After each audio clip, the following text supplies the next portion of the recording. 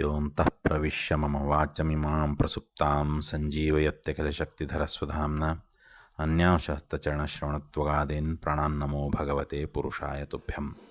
ಹರಿ ಓಂ. ಹಯಗ್ರೀವ ಹಯಗ್ರೀವ ಹಯಗ್ರೀವ.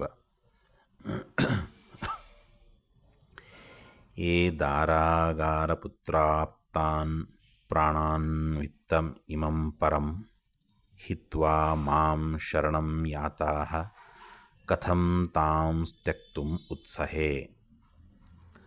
ಅಂದರೆ, ಯಾವ ಭಕ್ತನು ಪತ್ನಿ, ಪುತ್ರ, ಗೃಹ, ಗುರುಜನರು, ಪ್ರಾಣ, ಧನ, ಇಹಲೋಕ ಪರಲೋಕ ಎಲ್ಲವನ್ನೂ ಬಿಟ್ಟು ಕೇವಲ ನನಗೇ ಶರಣು ಬಂದಿರುವನೋ ಅಂಥವನನ್ನು ನಾನು ಹೇಗೆ ತಾನೇ ತ್ಯಜಿಸಬಲ್ಲೆನು ಎಂಬುದು ಇದರ ಅರ್ಥ.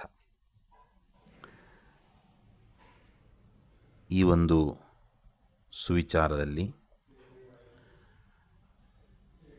ಭಗವಂತ ಯಾಕೆ ಭಕ್ತರಿಗೆ ಅತ್ಯಂತ ಯಾವ ಕ್ಷಣವೂ ಬಿಡದೆ ಅವರನ್ನು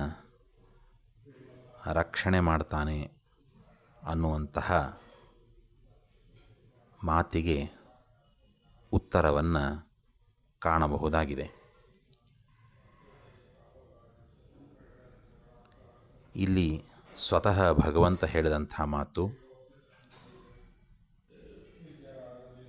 ಭಕ್ತರು ಅನೇಕ ಪ್ರಕಾರ ಇರ್ತಾರೆ, ಅದರಲ್ಲಿ ವಿಶೇಷವಾದಂತಹ ಭಕ್ತರು ಅವರ ಒಂದು ಲಕ್ಷಣವನ್ನು ಇಲ್ಲಿ ತಿಳಿಸಿ ಅಂಥವರನ್ನು ನಾನು ಎಂದೂ ಕೈ ಬಿಡುವುದಿಲ್ಲ ಎಂಬ ಮಾತನ್ನು ಇಲ್ಲಿ ಭಗವಂತ ತಿಳಿಸಿದ್ದಾನೆ.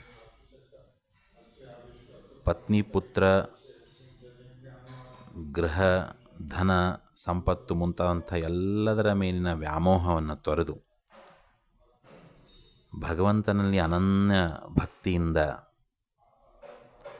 ಆತನನ್ನೇ ಕೊಂಡಾಡೋದು, ಸ್ತೋತ್ರ ಮಾಡೋದು, ಪಾರಾಯಣ ಮುಂತಾದಂತಹ ಚಟುವಟಿಕೆಯಲ್ಲಿ ಆತನ ಬಗ್ಗೆನೇ ನಾವು ಸಮಯವನ್ನು ಮೀಸಲಿಟ್ಟು ಅನನ್ಯ ಭಕ್ತಿಯಿಂದ ನಮ್ಮ ಎಲ್ಲ ಕಾರ್ಯಗಳನ್ನು, ಅನಿವಾರ್ಯವಾದಂಥ ಕಾರ್ಯಗಳನ್ನು ಮಾಡುವಾಗಲೂ ಸಹಿತ ಇದು ಭಗವಂತನ ಪೂಜೆ ಅನ್ನುವಂತಹ ಒಂದು ಅನುಸಂಧಾನದಿಂದ ಮಾಡಿದಾಗ ಮಾತ್ರ ಅಂತಹ ಭಕ್ತರಿಗೆ ಭಗವಂತ ಕಾಪಾಡ್ತಾನೆ ಅಂತ.